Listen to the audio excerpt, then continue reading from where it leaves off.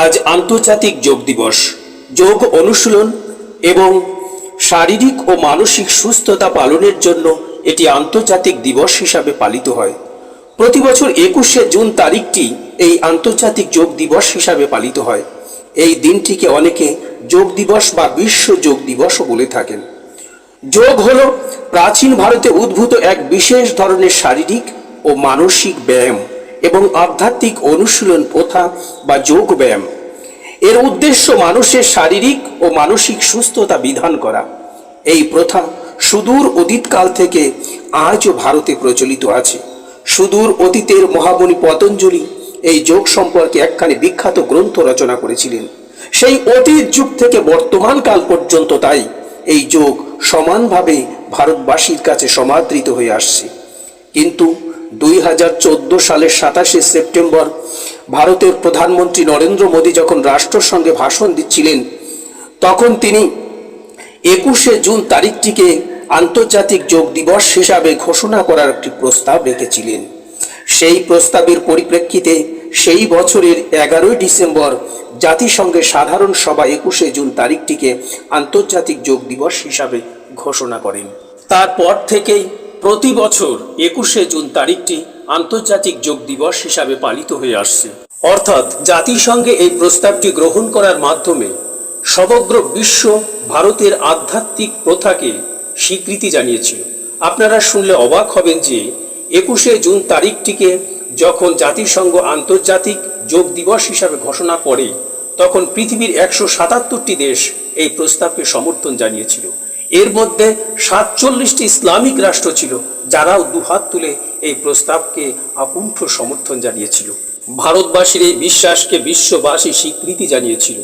ভারতবাসী সেই সুদূর অতীতকাল থেকে মনে করত যে যোগের সাহায্যে রোগ নিরাময় এবং মানসিক প্রশান্তি লাভের যে যোগ একটি অত্যন্ত প্রখর অস্ত্র, এটি বিশ্ববাসীও স্বীকৃতি জানিয়েছিল।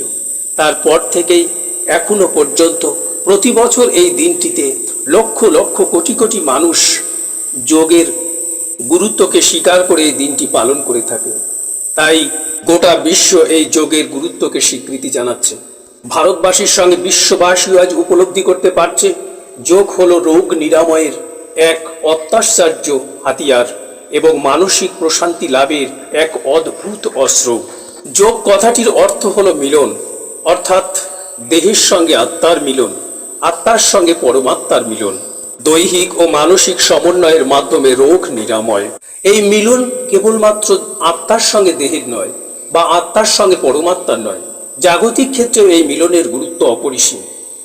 এই মিলন হলো বহুদা বিভক্ত বিভিন্ন মানুষের মধ্যে মিলনের এক মহামিলন ক্ষেত্র। মানুষ যখন একত্রে যোগ ক্রিয়া সম্পন্ন করে, তখন বিভিন্ন ধর্ম বর্ণ নির্বিশেষে মানুষ মিলেমিশে যেন একাকার হয়ে যায়। তাই যোগ একদিকে যেমন রোগ নিরাময়ের পন্থা, অন্যদিকে মানসিক শান্তি লাভের শ্রেষ্ঠ উপায়, অন্যদিকে তেমনি আত্মার সঙ্গে পরমাত্মার মিলন বা আধ্যাত্মিক চেতনা বিকাশের একটি অনন্য উপায়। ঠিক তেমনি জাগতিক ক্ষেত্রেও মানুষের মধ্যে মানুষের মিলনের এক শ্রেষ্ঠ হাতিয়ার। দূষণ জর্জরিত এই পৃথিবীতে মানুষ ভেজাল খাবার খেয়ে প্রত্যেকেই কোনো না কোনো রোগে আক্রান্ত। তাই এই সমস্ত রোগের হাত থেকে বাঁচাতে যোগ একটি গুরুত্বপূর্ণ ভূমিকা গ্রহণ করে। বিশেষ করে দেহের আভ্যন্তরীণ অঙ্গ প্রত্যঙ্গ যেমন অগ্নাশয়, হৃৎপিণ্ড, কিডনি প্রভৃতি রোগে যোগ একটি গুরুত্বপূর্ণ ভূমিকা গ্রহণ করে। তাই আসুন আগামী 21শে জুন এই বিশ্ব যোগ দিবসে আমরা সকলে মিলে একত্রে এই যোগ দিবসে যেমন অংশগ্রহণ করি, ঐকান্তিকভাবে তেমনি প্রত্যেকেই এই যোগ নিজেরা করে দৈহিক এবং মানসিক সুস্থতা লাভ করি। বিশ্ব যোগ দিবস সম্পর্কে আমার এই ছোট্ট ভিডিওটি কেমন লাগলো অবশ্যই কমেন্টে জানাবেন। যদি ভালো লাগে অবশ্যই তা শেয়ার করে বন্ধুদের মধ্যে ছড়িয়ে দেবেন।